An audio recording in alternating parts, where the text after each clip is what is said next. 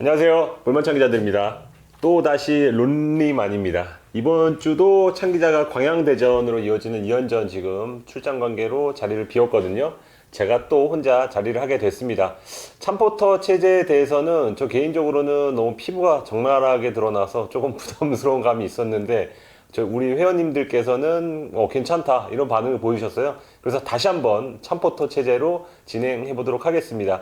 6경기 체제로 진행된 18라운드 리뷰, 이번 라운드 꿀잼 많았습니다. 그 이야기를 풀어보도록 하겠습니다. 첫 경기는 21일 열렸죠. 수원FC와 인천의 경기, 무고사의 극장골로 2대2 무승부를 기록했습니다. 첫 경기부터 참포터 불러보겠습니다. 참포터입니다. 보시는 대로 광양의 한 모텔에서 지금 또 촬영을 하고 있습니다. 경기 후 김도균 감독한테 연락이 왔는데 이 말로 이 경기 정리가 될 것 같아요. 정말 환장하겠다. 제가 김도균 감독이라면 진짜 스트레스 때문에 못 살았을 것 같은데요. 그 정도로 지독히 꼬이는 수원FC입니다. 사실 수원FC는 지난 포항전이었죠. 0대3으로 뒤지다 3대3을 만들고 12초 만에 송민규 선수에게 결승골을 허용하면서 4대3으로 패했는데요. 사실 이런 경기 뒤에 분위기가 확 가라앉기 마련이거든요. 그런데 수원FC는 오히려 포항전보다도 움직임이 더 좋았습니다. 다시 말씀드리지만 김도균 감독이 멘탈적으로나 전술적으로 팀을 참 잘 만들고 있다는 생각이 드는 부분인데요. 일선 관계자들도 그런 얘기 하더라고요. 김도균 감독이 경험이 많지는 않지만 참 유연하다, 좋은 지도자가 될 수 있는 자질을 많이 지녔다는 평가를 내리고 있거든요. 이날 경기도 어쨌든 김도균 감독이 분위기를 잘 만들면서 초반부터 수원FC가 경기를 주도했습니다. 수원FC 같은 경우에는 포항전 치르고 3일 만에 경기를 치른 상황이었고, 인천 같은 경우에는 일주일에 휴식을 취했던 상황인데 오히려 경기는 수원FC가 더 잘했어요. 전반 7분이었죠. 오재석이 핸드볼로 얻은 페널티킥을 라스가 놓치면서 분위기가 꼬이나 했는데 전반 17분 환상적인 골이 나옵니다. 무릴로의 대지를 가르는 스루패스가 이어지는데요. 라스가 이를 잘 받아서 오른발로 마무리하면서 수원FC가 선제골을 넣었는데, 사실 K리그 같은 경우에는 워낙 압박이 많고 중앙 쪽에 좀 빡빡하게 수비를 하는 편이라 이런 대지를 가르는 패스가 잘 나오지 않거든요. 그런데 정말 기가 막힌 패스였습니다. 선수들끼리 소위 그런 얘기 하잖아요. 눈이 맞는다. 이날 골이 딱 그런 장면이었는데, 그래서 이제 라스도 무릴로에게 정중한 감사의 뜻을 담은 악수 세레머니를 펼쳤는데 참 간지가 나더라고요. 인천은 9분 뒤였죠. 델브리치의 크로스를 이준석이 감각적인 헤더로 연결하면서 승부를 원점으로 돌립니다. 이준석 선수 K리그 데뷔골이었고요. 엎치락 뒤치락 하던 경기는 전반 30분이었습니다. 역습 상황에서 라스의 패스를 받은 양동현의 슈팅이 오반석 맞고 굴절되면서 골로 연결이 되는데요. 이후 인천이 주도권을 잡고 수원FC가 역습으로 맞선 형태로 진행이 됐는데, 수원FC가 위태위태했지만 어쨌든 지켜냈습니다. 버텨냈고 오히려 라스가 중심이 된 역습이 어떻게든 마무리가 되면서 위협적인 장면을 만들어냈거든요. 그러면서 시간은 인저리 타임을 향하고 있었고, 수원FC가 귀중한 승점 3점을 얻나 했는데 여기서 바로 신스틸러 박지수가 등장합니다. 종료 직전이었죠. 김대중이 때린 슈팅이 박지수에게 맞았고 인천 선수들이 손에 맞았다고 항의를 했어요. VR 보니까 빼박 핸드볼이더라고요. 자, 이 장면 지적해야 되는데, 박지수가 국대 수비수잖아요. 근데 정말 이 약간 기본을 망각했다고 해야 되나요? 사실 박스 안에서 이렇게 뒷짐을 지고 손을 뒤로 하고 수비하는 게 기본인데 팔을 올리고 가는 게 말이 안 되거든요. 김도균 감독의 한숨이 화면을 뚫고 나오는 느낌을 받을 정도였는데, 사실 수원FC의 올 시즌 초반 승부수가 뭐냐? 6개월간 박지수의 단기 영입이었습니다. 그러니까 초반에 박지수의 수비력을 바탕으로 해서 탄탄하게 지키고 가는 축구를 하겠다는 거였는데, 결국 박지수가 엑스맨이 되고 마는 분위기입니다. 단순히 박지수 때문에 놓친 승점이 10점 가까이 돼요. 그러니까 불운도 있었죠, 물론. 그런데 몇몇 장면을 보면 과연 경남이나 광저우왕대에서 잘하던 그 박지수가 맞나 싶을 정도의 장면도 있었는데, 사실 올림픽 대표팀 고민 포지션 중에 하나가 정태욱의 짝꿍을 찾는 부분이거든요. 그래서 김학범 감독이 그 자리에 이제 와일드카드 후보군을 넣었고, 제가 알고 있기로는 김민재, 박지수 두 선수가 이 후보군에 있는 걸로 알고 있습니다. 김민재의 사출이 사실 지금 중국 클럽이 국가대표도 잘 안 보내주는 입장이기 때문에 과연 보내줄까에 대한 의문이 있는 지금 박지수 선수가 유일하게 남는 후보라고 봐야 되거든요. 그럴 경우 과연 박지수 선수를 뽑는 게 맞는 것인지, 김학범 감독이 지금 박지수 선수의 경기 2차례 보고 갔거든요. 그 부분을 좀 지켜봐야 될 것 같고요. 인천은 어쨌든 무고사가 버저비터 페널티킥을 성공시키면서 결국 경기는 2대2로 마무리가 됐습니다. 수원FC는 계속해서 좋은 경기를 하고도 잡을 수 있는 경기를 놓치고 있거든요. 초반 치고 나갈 수 있는 기회를 놓치고 있다는 점에서 굉장히 고민이 클 수밖에 없고요. 수원FC 이날 내부에서는 이날 경기 판정에 대한 불만이 조금 있더라고요. 라스 돌파 장면도 그렇고 후반 40분이었죠. 라스가 단독이 나는 상황이 있었는데 그때 박지 선수가 태클 들어가는 장면이 있거든요. 사실 느린 장면이라 보면 볼부터 건드리는 장면이 있기는 한데 어쨌든 수원FC 내부에서는 상황을 진행한 뒤에 나중에 VAR로 보는 게 맞지 않냐라는 이야기도 할 정도로 약간 이날 판정에 대해서 조금 불만을 좀 갖고 있는 모습이고요. 인천은 일주일 휴식이 오히려 좀 독이 된 모습이었어요. 전체적으로 선수들 몸이 좀 무거운 모습이었고 특히 아길라르 쪽에서 볼이 좀 살아나가지 않으면서 위협적인 장면 만들지 못했거든요. 그래도 어쨌든 인천 지지 않는 경기하면서 상승세 이어갔고요. 승점을 추가했다는 점은 고무적으로 보입니다. 자, 이날 KOM 라스로 하겠습니다. 지금 수원FC 라스 FC라고 해도 과언이 아닐 정도로 라스가 엄청난 활약 펼치는데요. 지난 몇 경기는 거의 경기를 지배하고 있다고 해도 과언이 아닙니다. 이날도 라스는 지난 포항전과 마찬가지로 15개의 공중볼 경합을 승리하면서 높이를 지배했고요. 사실 지난 경기 같은 경우에 포항의 중앙 수비수가 권한규 선수, 높이가 좋은 선수는 아니었거든요. 그렇기 때문에 그럴 수도 있겠다 싶었는데 이날 인천에 있던 중앙 수비수는 델브리지, 김광석, 오반석 모두 높이와 힘, 경험을 갖춘 선수들이거든요. 이 선수들마저 압도하면서 라스가 지금 최고의 스트라이커라는 걸 다시 한번 확인시켜줬고요. 슈팅도 8개나 때렸고 키패스도 2개나 성공시켰고 1골 1도움 올린 라스, 이 경기에 KOM으로 선정하도록 하겠습니다. 두 번째 경기는 제주 성남전입니다. 이 경기 역시 2대2로 승부를 가리지 못했는데요. 제가 준비를 했습니다.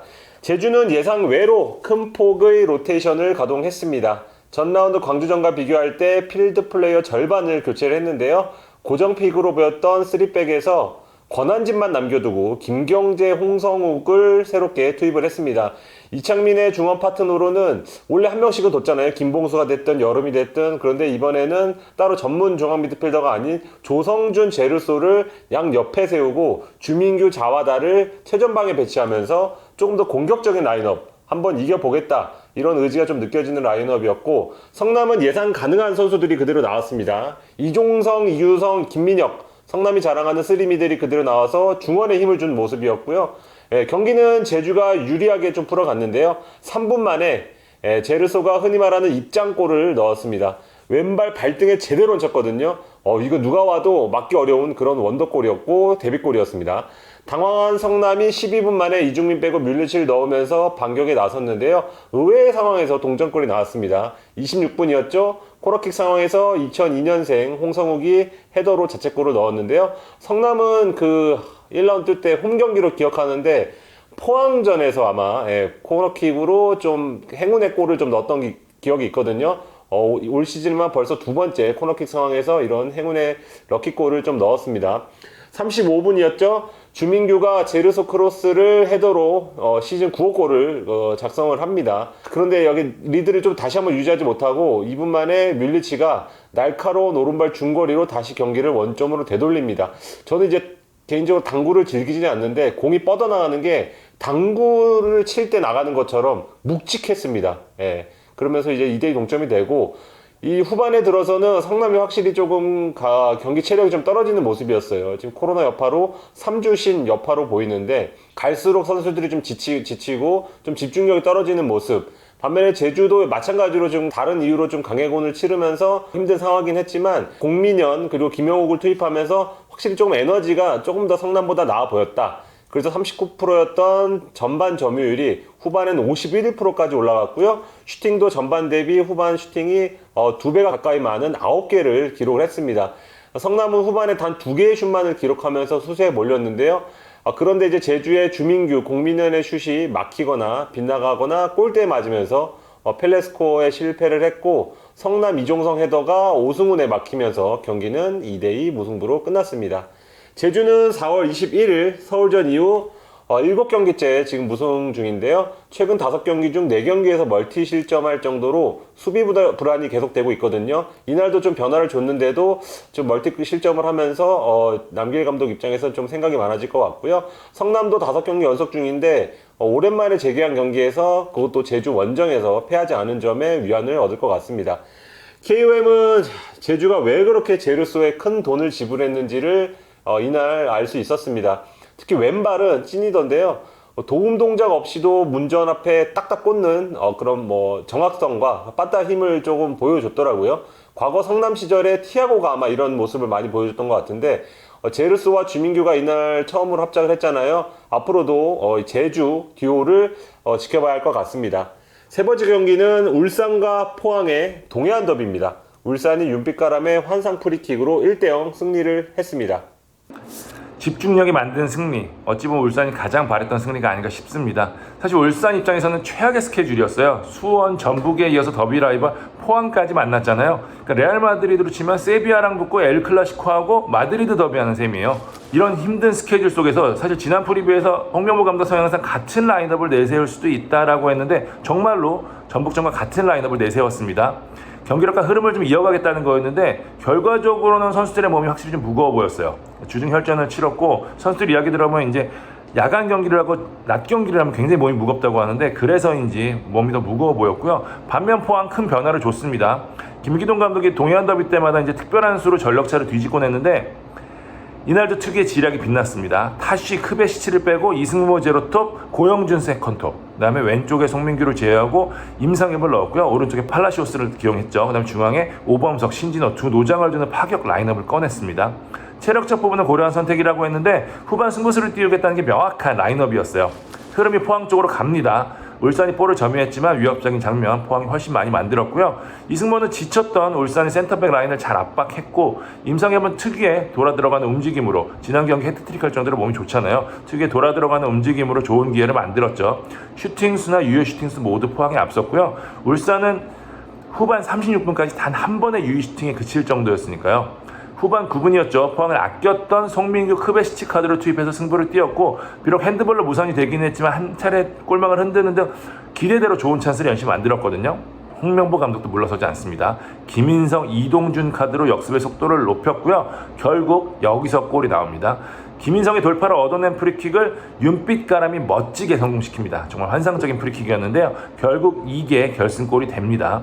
포항 같은 경우는 이후 신진호가 환상적인 프리킥을 날렸지만 골대를 맞고 나온 등 불운 속에 아쉽게 패했습니다. 경기 후 양팀 사령탑의 말을 들어보면 이날 경기의 정확한 포인트들이 나오는데요. 홍명보 감독이 얘기한 대로 울산은 버티는 힘 덕분에 이겼습니다. 울산이 홍명보 감독 부임은 가장 좋아진 부분인데 질 경기를 비길 경기를 이기고 있어요. 이게 우승 레이스에서 가장 필요한 힘 중 하나인데 제가 볼 때는 올 시즌 가장 힘들었던 일정이었던 수원, 전북, 포항 3연전을 2승 1무로 마쳤다는 것 시즌 전체를 두고 굉장히 고무적인 부분이 될 것 같고요. 전북이 지금 계속해서 미끄러지고 있잖아요. 울산 입장에서는 굉장히 좋은 우승 기회를 잡고 있는 상황이다. 잡았다라고 좀 보고 싶고요. 다만 홍명보 감독이 말한 대로 수비 쪽에 좀 과부하가 있거든요. 김기희 볼트위스는 거의 뭐 노예급이고요. 김태현 선수도 거의 매경기 출전하고 있는 상황인데 그래서 홍명보 감독도 지금 수비진에 대한 영입을 이야기했거든요. 임종훈 선수, 김태현 선수 있기는 하지만 보다 한 차원 높은 선수가 필요하다는 이야기인 것 같은데 국내 센터백 자원급 중에서는 당장 울산이 데려올 만한 선수는 많지 않아 보이고 제 생각엔 데이비슨이 나간 자리 그러니까 아시아 쿼터를 활용하지 않을까 싶습니다. 들리는 이야기가 있으면 바로바로 저희가 볼만찬을 통해서 전해드리도록 하겠고요. 반면 김기동 감독이 이야기한 대로 포항은 한 끗이 아닌 반 끗 차이로 졌어요. 정확한 표현 같습니다. 포항이 이겼어도 이상하지 않은 경기였는데 확실히 작년에 비해 어떻게든 마무리해줄 수 있는 공격수의 존재가 없다 보니까 마무리에서 어려움을 겪는 하지만 김기동 감독의 전체적인 선택이나 운영에 대해서는 칭찬을 해야 될 것 같은 그런 동해안 더비였습니다. KOM은 윤빛가람으로 하겠습니다. 하지 않을 수가 없죠. 환상적인 프리킥으로 동점골을 결승골을 뽑아냈고요. 지금 최고의 프리키커라면 단연 윤빛가람을 뽑아야 될 것 같아요. 벌써 이 프리킥만으로 2골을 넣었는데 올 시즌 프리킥 최다 득점이죠. 최근 윤빛가람의 프리킥의 궤적이나 속도를 보면 정점에 오른 것 같아요. 이 선수들끼리 흔히 지금 물 올랐다는 얘기를 하는데 어느 시점에서 킥을 할 때 되면 이제 정확하게 일정한 궤적이나 속도가 나오거든요. 지금 윤빛가람이 딱 그렇고 좋은 프리키커의 존재가 팀에 얼마나 도움이 되는지 보여주는 좋은 예인 것 같습니다. 윤빛가람 프리킥뿐만 아니라 팀 내 최다인 12개의 공격 진영 패스를 성공시키면서 플레이메이커 역량도 과시했거든요. 선두 울산의 에이스다운 면모를 과시했습니다. 저도 뭐 윤빛가람의 어떤 프리킥은 정말 대단하다. 밀어 때리는데 그렇게 정확하게 때릴 수 있는 선수는 저는 케빈 데브라이너, 외국에서 따지자면 그런 선수가 잘하는데 윤빛가람은 K리그의 데브라이너다. 볼빨간 윤빛가람 못 막는다. 이렇게 좀 저도 생각이 들었습니다. 다음은 제가 현장에서 본 경기입니다. 광주와 수원의 4대3 꿀잼 매치인데요. 제가 일복 하나는 좀 타고난 것 같습니다. 시끌시끌한 현장에는 높은 확률로 저희 회사에 그 기자 중에 제가 많이 있는데 강원이 포항을 5대4로 꺾은 경기, 그때 제 멘탈이 좀 나갔었고 전주 출장 갔더니 가쁜 김신욱이 갑자기 고별전을 치르고, 그리고 인천 갔더니 이강인이 갑자기 좀 행차를 하시고, 울산 갔더니 김도훈 감독이 시계를 풀르시고, 수원 FA컵 갔더니 이임생, 작년이죠. 이임생 감독이 FA컵에서 패하고 사퇴 의사를 뭐 밝히고, 올 시즌엔 논란 끝에 전북에 입단한 백승호가 데뷔전을 치르고 아주 갈 때마다 기사를 좀 많이 쓰고 오는 그런 좀 일복을 타고났는데요. 이날도 뭐 다르지 않았습니다. 올해 단일 경기 최다골과 타이인 7골을 모두 지켜보고 돌아왔는데요. 경기를 좀 자세히 들여다보면 추가 시간 포함해서 한 97분 정도의 시간이 마치 이기재의 골을 돋보이게 하기 위한 장치라고 보일 정도로 이기재의 골은 극적이고 또 짜릿하고 또 멋있었습니다. 뭐 수원 입장에서 보면 시작은 좀 불안했어요. 6분 만에 광주 한이훈이 빠르게 선제골을 넣습니다. 한이훈은 나중에 수원의 세 번째 골 실점 장면에서는 조금 김건희에게 뚫리는 그런 모습을 보이긴 했지만, 이 득점 장면에서는 속임 동작도 좋았고 골문 구석에 찌르는 슈팅도 돋보였습니다. 뭐 3년 만에인가 지금 K리그에서 그 골을 넣었는데 광주 입단 이후로는 첫 골입니다. 15분, 그런데 수원 김민우가 빠르게 동점골을 넣습니다. 스로인, 이 수원이 이날만 스로인 상황에서 두 골을 넣었거든요. 김태환의 스로인은 한번 조명을 해봐야 될 정도로 뭔가 좀 정확하기도 하고 멀리 날아가기도 하고 하여튼간 좀 준비를 많이 한 것 같습니다. 그래서 이 스로인을 제리치 머리 맞고 그걸 정상빈이 강박적으로 또 한번 뒤에 있는 김민우에게 연결해서 김민우가 맞대슛으로 동점골을 넣었습니다. 그리고 후반 2분에 제리치가 좀 페널티로 역전골을 만드는데요. 김모현 감독의 발언을 빌리자면 송승민이 불필요한 좀 파울을 했습니다. 12분이었죠. 헤이스가 페널티로 동점골을 만듭니다. 광주가 계속해서 수협전, 인천전에도 그랬지만 선제골 넣고 무너지는 그림이 그려졌는데 동점골을 만들어 오늘은 뭔가 되려나? 왜냐면 수원이 경기를 그다지 좋지 않았기 때문에 그런 좀 느낌이 들었는데, 38분 앞서 언급드린 대로 김건희가 스로인 상황에서 역전골을 넣었죠. 근데 여기서 끝나면은 제가 이렇게 길게 얘기하지는 않을 것 같습니다. 뭐 극장 경기라고도 할 수도 없고, 근데 추가 시간 5분에 헨리의 파울로 페널티가 주어지고, 이날만 페널티가 3번 나왔습니다. 이걸 수원 출신 김종우가 성공시키면서 3대3 무승부. 드디어 나에게도 서광이 비치는구나. 아시는 분들은 알겠지만 제가 이 경기는 무승부 찍고 갔거든요. 제가 커뮤니티에도 글을 남겼고, 그래서 대난타전 끝에 3대3 무승부, 양 팀이 승자는 없었다, 이런 거 뭐 기사 제목도 쓰고 전문까지 다 써놨는데 근데 찰나의 순간은 방송부터 딱 떠오르더라고요. 이게 뭐 마감도 중요하지만 한번 큰 소리 한번 쳐야 되겠다. 이제 맞췄죠, 이렇게 좀 보여주고 싶었는데, 원래벌레 공이 이렇게 살살살살 광주 쪽으로 가더니 페널티 아크에서 파울이 나왔어요. 그 순간 느낌이 쎄했어요. 왜냐면 그 전에 이기재의 프리킥을 윤보상이 가까스로 쳐낸 장면이 있었거든요. 근데 이기재는 누가 봐도 0점 조준이 되는 상태잖아요, 왼발이. 그래서 이기재가 만약에 차게 되면 이건 들어갈 각인데, 아니나 다를까 딱 들어갑니다. 그냥 수비벽 넘자마자 뚝 떨어져서 윤보상이 그냥 점프하지도 못할 정도로 완벽하게 꽂히는 그런 슛으로 4대3 대역전 그 승을 만드는데요. 이기재는 좀 담담했어요. 뭐 별거야, 그냥 뭐 연습하듯이 넣었어, 이런 표정으로 조금 가볍게 좀 즐겼는데, 저는 벤치에 있는 박건하 감독이 그런 모습 참 보기 힘든데 되게 점잖잖아요, 평소 이미지가. 근데 약간 세 번째 페널티 실점 장면에서 약간 속이 좀 상했던 것 같습니다. 그래서 약간 마음에 좀 담아뒀는지 득점하자마자 그냥 막 어퍼컷 세리머니를 그렇게 세게 하는 건 좀 처음 봤습니다. 그 정도로 짜릿한 경기였다. 또 기자회견에서 얘기했지만 이날 승리 포함해서 5월에 펼쳐진 경기에서 지금 무패 달리고 있잖아요. 이런 어떤 흐름이 나중에 수원이 우승에 도전하는데 큰 도움이 될 것 같다, 이런 뉘앙스를 풍겼고요. 이날 승리하면서 울산에 이어서 두 번째로 승점 30점 고지 오르면서 2위까지 치고 올라갔습니다.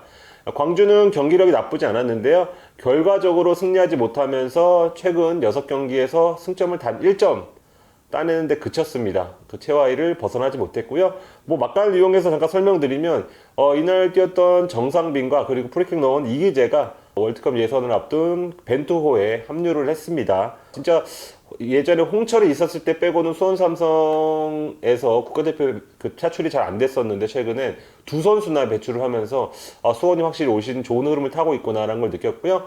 KOM은 이기재 너무 얘기 많이 했으니까요, 헨리를 꼽고 싶습니다. 페널티 파울을 범하기도 했는데 약간 수비에서 조금 압도적인 모습을 보였습니다. 볼 획득 13개, 클리어링 10개, 태클 성공 4개, 거의 모든 수비 스탯에서 돋보였고요. 전진 패스도 팀 내에서 가장 많았고, 그 와중에 공격으로 총총총총 가담하면서 광주 수비진을 좀 괴롭혔다는 점. 지금 컨디션이 100%가 아닌 걸로 알고 있거든요. 만약 100%가 된다면은 상대팀 입장에서는 좀 씹어먹힐 준비를 해야 되지 않을까, 그렇게 생각을 해봅니다. 5번째 경기 창 기자가 준비를 했습니다. 대구와 전북전이고요. 대구가 세징야의 결승골로 1대0으로 전북을 꺾으면서 징크스에서 탈출을 했습니다. 대구는 미쳤고 전북은 큰일 났습니다. 설마 했는데 대구가 전북을 잡더라고요. 대구 창단 후 홈에서 거둔 첫 전북전 승리라고 하는데요. 내용 면에서도 대구가 이긴 경기이기 때문에 대구 팬들 입장에서 여러모로 행복한 경기가 됐을 것 같습니다. 세징야 결승골 당시 이병근 감독이 그렇게 격하게 세레머니 하는 거 처음 봤는데, 그 정도로 지금 흐름이 좋다는 얘기고 이 경기 승리가 기쁘다는 얘기겠죠. 대구는 김우석이 나온 걸 제외하고 기존의 베스트 라인업이 그대로 나왔습니다. 취업 사기를 당했던 이용래가 또 선발로 나왔고요. 반면 전북은 변화가 좀 컸습니다. 구스타보 바로우 이승기가 부상으로 빠지면서 3백 카드를 내세웠죠.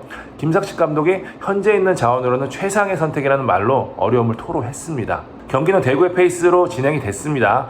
대구는 특유의 역습으로 여러 차례 기회를 만들었는데요. 대구는 여러 차례 말씀드리지만 공격 전개 시 빌드업을 최소화하고 전진을 빠르게 해서 마무리까지 하고 오는 게 공격 포인트인데, 개인적으로 이 전략에 있어서 키는 김진혁과 정승원이라고 봐요. 세징야 에드가야 검증된 공격수이기 때문에 가능한데, 김진혁 선수 정말 전문 공격수 못지않은 움직임과 슈팅력 갖고 있거든요. 그러면서 상대 수비가 세드가에 쏠릴 경우 주어진 찬스를 놓치지 않고 있어요. 정승원 선수 같은 경우에는 빠르게 전진할 때 거점 역할을 확실히 해주고 있고요. 대구는 중앙에 이진용, 이용래, 삼촌 조카 라인이라고 하더라고요. 확실히 버텨주면서 이진용이 많이 뛰고 상대와 부딪히고, 또 이용래가 라인을 컨트롤하는 역할 분담으로 상대와 중원 싸움에서 압도하는 그런 모습 보이고 있고요. 홍정훈이 버티는 수비 설명이 필요 없죠. 홍정훈 선발 경기에서 6승 3무 7번의 클린시트라는 기록이 홍정훈의 가치를 말해주는데요. 홍정훈과 함께하면 옆에 있는 수비수들이 좀 살아나는 효과가 있거든요. 이날 정태혁 선수 벽에 가까운 모습이었습니다. 후반에 보여준 크로스는 거의 이용급이었습니다. 대구가 또 무서운 게 김진혁, 에드가 정태혁의 높이가 워낙 무서워서 이기고 있든 지고 있든 이 높이를 활용한 공수 플레이가 가능하다 보니까 상대를 다른 식으로 압도할 수 있게 되고요. 세징야 설명이 필요 있겠습니까? 최고의 에이스입니다. 대구는 이날 평소처럼 점유율에서는 좀 밀렸지만 슈팅 숫자, 유효 슈팅 숫자에서 전북이 앞섰고요. 후반 27분이었죠. 최은의 롱킥, 김진혁의 헤드, 에드가의 패스, 세징야의 마무리라는 굉장히 대구스러운 득점으로 결승골을 만들어냈습니다. 대구는 8경기에서 무려 22점의 승점을 지금 쓸어담고 있는데요. 올 시즌 기록한 승점의 75%를 얻는 무시무시한 상승세를 보여줬습니다. 반면 전북 정말 큰일 났습니다. 2013년 이후 첫 3연패라고 하더라고요. 2012년 이후 처음으로 6경기 무승의 수렁에 빠졌는데요. 개인적으로 이날 3백이 좀 패착이 된 것 같습니다. 3백의 핵심이 뭐냐? 좌우 윙백이거든요. 대구의 황승민, 정승원을 보면 알 수 있는데, 전북이 전문 왼쪽 윙백 없이 경기를 하다 보니까 전체적으로 빌드 없이 밸런스가 좀 무너진 모습이었고요. 공격 쪽에서 위협적인 크로스를 날려줄 수 있는 바로, 또 중앙 쪽에서 창의적인 패스와 결정력까지 겸비한 이승기가 빠지다 보니까 변화를 줄 수 있는 폭이 많지 않았어요. 그렇기 때문에 전북 입장에서 더 어려운 경기를 할 수밖에 없었고, 지금 구스타보가 부상 부진이 이어지고 있고, 김승대 선수도 지금 나오는 경기마다 제 몫을 하지 못하고 있거든요. 그러면서 일류첸코에 걸리는 하중이 굉장히 큰데, 그래서인지 최근 경기력이 좋지 않습니다. 사실 득점해줄 수 있는 전북 자원이 누구냐? 일류첸코, 한교원 정도라고 봐야 되는데, 일단 가장 중요한 일류첸코가 골을 넣지 못하다 보니까 더 힘든 상황이 반복되는 게 지금 전북이거든요. 여기에 22세 자원에 대한 불안감도 크고요. 김상식 감독 지금 최대 위기를 맞고 있는데, 변화를 줄 수 있는 카드 자체가 적다는 게 문제예요. 이병근 감독이 말한 대로 좀 전북의 고연령 선수가 너무 많아서 이게 갈수록 문제가 될 텐데, 개인적으로 여름을 좀 아쉽게 보는 게 크지 않나 싶습니다. 손준호, 김진수 선수의 공백을 어떻게든 메우는 게 전북의 목표였는데, 그걸 제대로 하지 못한 게 지금 결정적인 원인으로 나타나고 있고요. 여기에 제가 볼 때는 좀 근본적인 문제라고 보는데, 최근 전북이 울산과 경쟁이 붙으면서 베테랑 자원들에게 계약 기간을 좀 늘려줬거든요. 이게 두고두고 문제가 될 소지가 큽니다. 전북 계속해서 고연령 팀을 유지할 수밖에 없는 상황이 될 수밖에 없는데, 저는 그래서 백승호한테 오버페이한 게 아니냐는 팬들이 많은데, 저는 그렇게 생각해요. 현재 리그의 젊은 자원 중에서 전북급 선수는 거의 다 울산에 있는 상황이거든요. 그렇기 때문에 백승호만한 젊은 자원이 손에 꼽혀서 그런 면에서는 저는 충분히 백승호 선수 영입에 많은 돈을 투자한 게 충분히 리즈너블하다라고 보거든요. 물론 현재 몸값 대비 활약은 아쉽기는 하지만 그래도 자기 몫은 해주고 있고요. 이날도 기록 자체는 나쁘지 않기 때문에 좀 더 지켜봐야 될 것 같고, 전북은 어찌됐건 여름 이적장에서 움직여야 될 것 같은데 얼마나 젊은 선수들, 좋은 선수들 데리고 오냐가 관건이 될 것 같은데, 지금 현재 상황을 보면 전북이 돈을 투자하는 문제를 접고 과연 리그에 영입할 만한 선수가 있느냐라고 했을 때 지금 굉장히 좀 의문이 드는 게 좀 분명히 있거든요. 전북이 어쨌든 여름 이적장에서 누굴 데려올지, 그 전에 지금 이 위기를 어떻게 넘길지 지금으로서는 쉽지 않아 보이는 상황이기 때문에 굉장한 위기라고 보고요. 김성식 감독도 굉장히 고민이 많을 것 같습니다. KOM 선정하는데 굉장히 어렵더라고요. 뭐 세징야, 에드가, 정태욱, 이진용, 홍정원 너무 많은데 저는 고민 끝에 정승원으로 하겠습니다. 정승원 이날 공수 다 되는 그야말로 완벽한 윙백의 모습 보였는데요. 세징야와 빌드업하는 장면에서는 알베스 생각도 났고요. 기록을 보니까 팀 내 두 번째로 많은 30개의 패스를 성공시켰는데 그중 공격 진영 패스가 12개로 1위, 전진 패스가 21개로 1위였습니다. 그만큼 정승원 자리에서 살아나가는 패스가 많다는 이야기고, 수비에서도 팀 내 최다인 14개 볼 획득에 성공하면서 무실점에 공헌했습니다. 사실 시즌 초만 하더라도 대구 팬들에게 정승원 애증의 존재였잖아요. 정승원이 축구로 보답하겠다고 했는데 정말 그러고 있고, 그러면서 팬들의 마음도 돌리고 있는 것 같습니다. 네, 드디어 마지막 경기까지 왔습니다. 강원과 서울의 경기고요. 0대0 무승부로 끝이 났습니다. 약간 뭐 지루할 수도 있겠다는 생각도 할 수 있지만 골 없이도 쫄깃쫄깃할 수 있구나, 그런 걸 느끼는 분들도 많았을 것 같아요. 저 역시 그랬고요. 양 팀은 각각 한 차례씩 VAR 통해 득점이 취소되는 그런 사태를 겪었는데요. 전반 7분이었죠. 강원 서민우가 역습 상황에서 골을 넣습니다. 그런데 서민우가 세컨볼을 밀어 넣을 때 골키퍼 방해로 인한 오프사이드를 범했다는 판정으로 취소 처리되고요. 뭐 강원으로는 좋다 말한 상황이었고, 전반 득점 없이 마치는데 후반 7분, 그땐 전반 7분이었고 후반 7분에는 서울이 골망을 가릅니다. 기성용 코너킥을 오스마르가 후방에서 슛으로 연결하죠. 근데 이게 골키퍼 맞고 흘러나온 공을 박주영이 강하게 밀어 넣는데, 주심은 이제 VAR 심판진과 교신을 합니다. 그걸 통해서 오스마르 슈팅 때 박주영의 위치가 오프사이드에 해당한다며 이 역시 취소 처리합니다. 서울은 이후에 선수들의 교체를 통해 변화를 가져가는데요. 반면에 강원은 교체보다는 있는 자원을 좀 믿기로 합니다. 감독의 아이디어는 달랐는데 두 팀 모두 공격에 어려움을 겪었다는 점은 좀 비슷했습니다. 뭐 누가 봐도 이거 무득점 무승부 각이구나 싶을 때 좀 휘슬이 울렸습니다. 그때 서울 박스 안에서 떠오르는 공을 처리하는 과정에서 서울 이태석, 이율령 그 코치의 아들이죠. 이태석이 지나치게 과감한 발 동작으로 강원 임창호에게 파울을 범했다는 판정이었는데요. 서울 선수들과 벤치에서 좀 강하게 항의를 했지만 받아들여지지 않았고 그대로 페널티가 선언이 됩니다. 경기장 분위기는 뭐 날도 더웠지만 완전 후끈 달아올랐죠. 강원이 모처럼 진짜 승리하는구나 이런 느낌이었는데, 키커는 신라지. 그런데 신라지가 찬 공이 양한빈 선방에 막혔습니다. 좀 돌아보면 너무 정직하게 찼습니다. 오른발로 좌측 하단을 노리는 킥은 좀 많이 하는데, 그렇게 찰 거면 헬케인처럼 강하게 차거나 아니면 속임 동작으로 뭔가 양한빈을 좀 속였어야 되는데, 그런 게 없이 누가 봐도 방향도 그쪽으로 찰 것 같았고, 양한빈도 방향을 잘 읽어서 선방을 했습니다. 좀 기록을 제가 문의해서 기록을 찾아보니까 양한빈이 프로 커리어 들어서 처음으로 페널티를 선방을 했습니다. 앞서서는 뭐 성남 뮬리치한테도 실점한 걸로 기억하고, 그리고 강원전이었네요. 고무열한테도 실점을 하면서 뭔가 좋은 흐름을 탔을 때 페널티로 자꾸 좀 흐름이 끊기는 모습을 보였는데, 양한빈 선방에 의해서 서울이 값진 승점 1점을 따냈거든요. 이게 어떤 반등의 모멘텀이 될지 좀 지켜보면 좋을 것 같습니다. 일단 강원은 지금 어쨌든 또 득점이 나오지 못했는데 지금 8경기째 지금 그 승리가 없거든요. 고무열이 지금 빠진 상황에서 조재환 그리고 김대원마저도 엔트리에 빠지면서 공격에 방점을 찍을 선수가 없다는 점, 꾸역꾸역 버틸 수밖에 없다는 점이 조금 걱정이 될 것 같고, 임채민 공백을 조금 메워주던 아슈마토프가 이날 경고 누적으로 대구전에 빠지게 됐거든요. 이 점도 또 다른 고민이 될 것 같습니다. 서울은 코로나 사태로 3주 만에 공식전을 치렀는데요. 선수들의 감각과 체력을 감안할 때는 승점 1점이 아주 나쁜 결과는 아닌 것으로 보이지만, 어쨌거나 뭐 강원과 마찬가지로 지금 8경기째 승리가 없다는 점, 하루빨리 승리를 거둬야 반등을 할 수 있을 것 같습니다. KOM은 양한빈으로 하겠습니다. 작년에는 뉴 슈팅 대비 선방률이 66.34%에 달했습니다. 리그 최고 수준이었는데 올 시즌엔 89개의 유효슛 중 48개를 쳐내서 54% 정도를 기록하고 있습니다. 최근 경기 돌아보면 그렇게 인상적인 활약은 없었습니다. 그 평범한 킥 미스도 많이 보여줘서 좀 불안한 모습이 있었는데 이날은 총 6개 선방을 기록하면서 팀의 귀중한 승점을 안겼습니다. 그래서 양한빈 빠를 앞으로도 조금 서울은 기대할 것 같습니다.